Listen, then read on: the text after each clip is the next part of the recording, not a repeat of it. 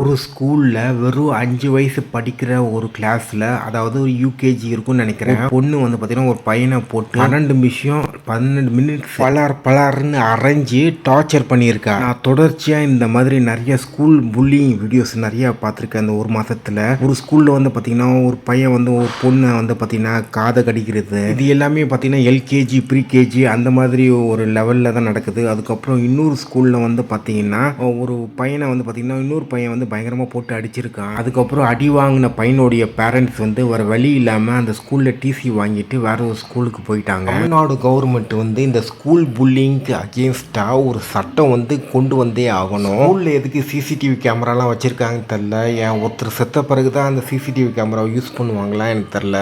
ஒரு உண்மை என்னென்னா, ஸ்கூலில் வந்து பார்த்திங்கன்னா பணக்கார வீட்டு பசங்க இல்லை பொலிட்டீஷியன் மினிஸ்டர் இல்லைன்னா ஒரு டாப் கேஸ்ட்டு உள்ள பசங்களுக்கு மட்டும்தான் இந்த ஸ்கூல் வந்து ஆதரவு தருவாங்க.